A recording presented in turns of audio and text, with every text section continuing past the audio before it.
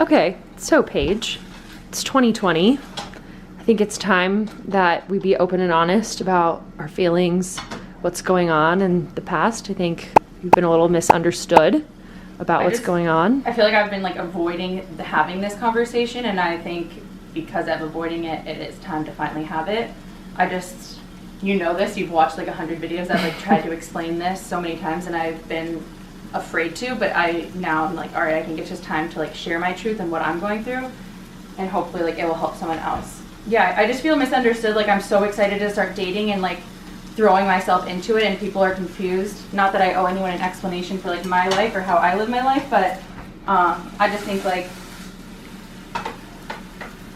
I really lost a lot of myself and a big part of myself in my last relationship. It's not his fault, and I think both of us didn't really know how to navigate life after surgery, especially like sex and being in a relationship after surgery. Like I was a new person, I had this new body, and I think in a lot of ways like he was afraid of my new body, and I was too. And I think like you don't have to hate your new body, you can love it, but you have to know how, and you have to learn how. And when you're in a relationship with a partner, they're a big part of that process. And for me, like I think I just needed to learn how to love myself for myself, but I relied on my partner to validate me and like make me feel loved. And because he wasn't sure what to do and our communication wasn't as strong as we both had hoped or thought it was, I ended up feeling like shit about my body. I ended up hating my body because he wasn't touching it as much as I wanted him to. He wasn't like expressing a sexual desire for me in the way that I really needed and wanted him to. And so it caused me to feel like shit about my body. It caused me to hate my body, hate myself in a lot of ways. I felt damaged. I felt undesirable. I didn't feel like a woman. And it's confusing because we had such a strong relationship in so many ways. Like we were so happy in so many other ways. He was my best friend, and I still love him and care about him.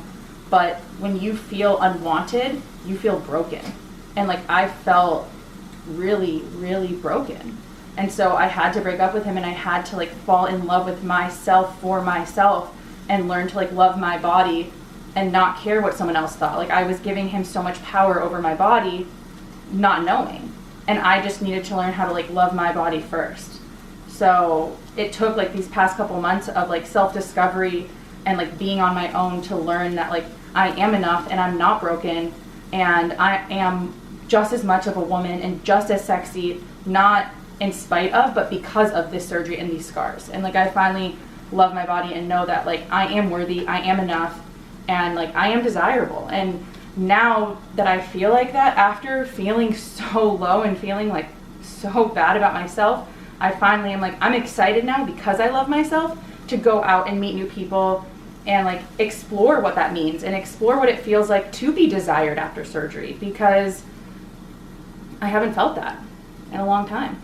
Is that something you're hesitant about? Is like potentially not finding that? I felt like I felt really scared in my last relationship that like no one else would ever love me. Like if this man who loves me so much doesn't want me, or I feel like he doesn't want me, like who would ever want me? So yeah, I was scared for a long time that I would never find another person, another partner, and I was scared that who would want this? Who would want to be with someone who's like damaged or broken? And yes, like I'm still fearful, of course, about like putting myself out there and like exploring dating. Like I am nervous, but I'm like leaning into that to be excited, because now I know that like I don't need someone else to validate me or love me, because I love me. And when you go into dating in that way, or like you go into like a partnership in that way, like that pressure isn't on them, it's on me. And like I didn't know before how to ask for what I wanted. Now I do. So it's just like a different world, you know? Mm-hmm. So yeah, I'm hesitant. I still have no idea what I'm doing. I have no idea what to expect, and I am definitely needing like to call my friends for that. So you've helped me a lot, but I think it's hard to relate as my sister because you haven't gone through this surgery.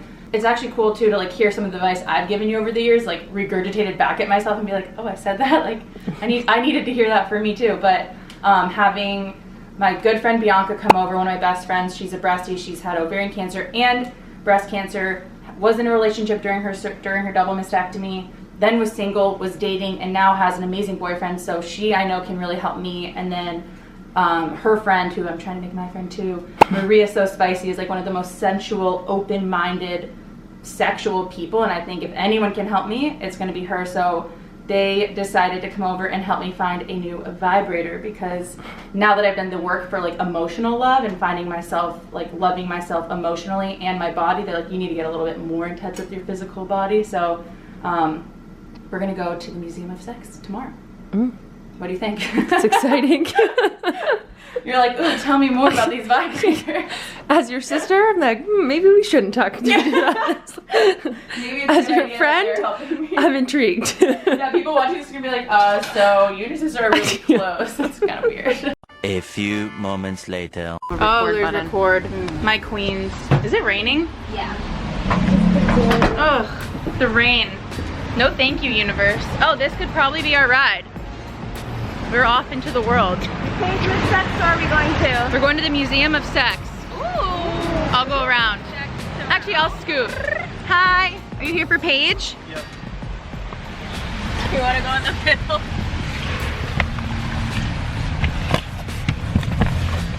All right, the adventure begins. Ooh. Find the light, friends. How do we? There. Wow. All right, Maria's so spicy. The most sensual, sexual person we know.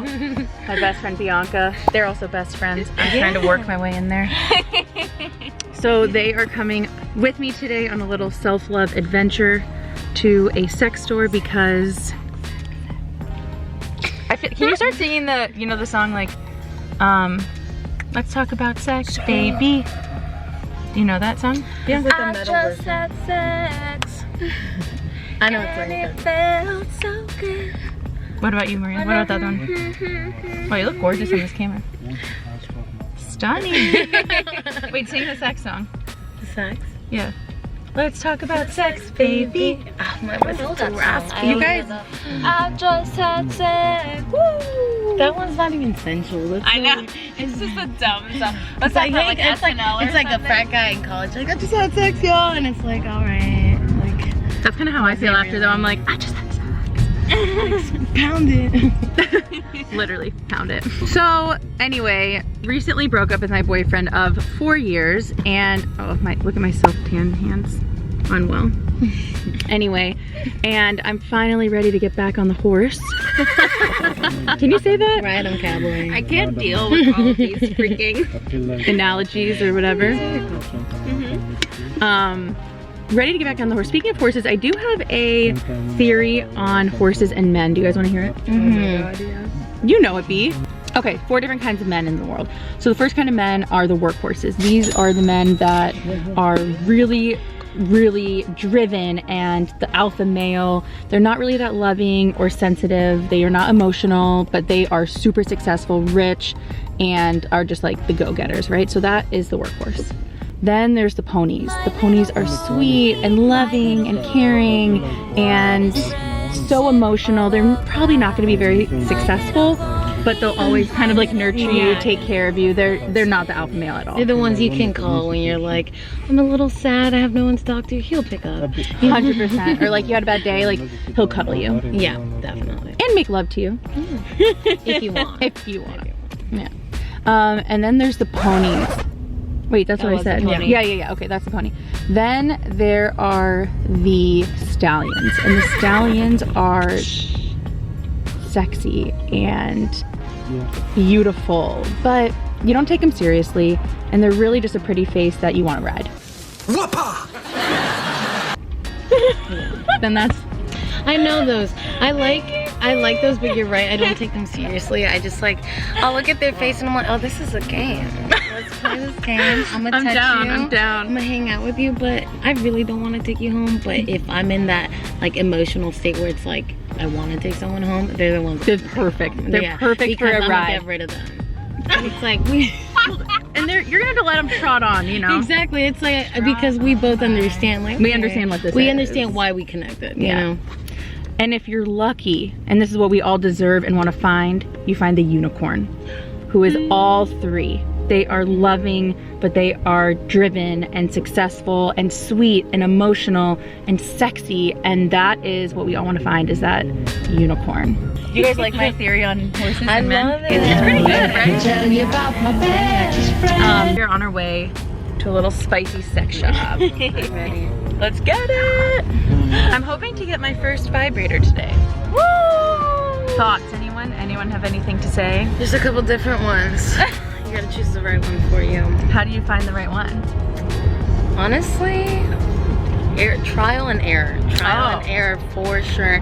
But there's always like some standard ones. Like, you know, like you can take it home. You can explore with it and then you'll know, okay, which one do I want next?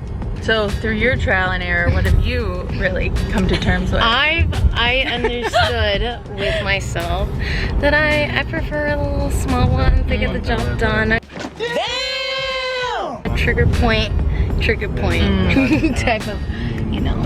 Yeah, I'm not really looking for like a dildo or like... Yeah, I don't like that though. I'm really not looking for like penetration.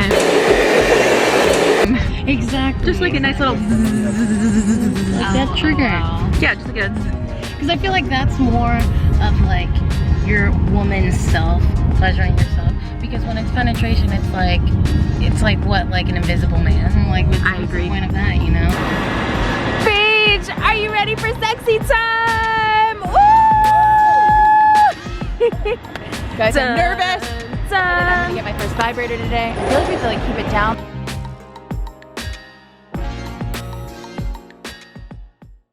I got the horses in the back, horse stock is attached.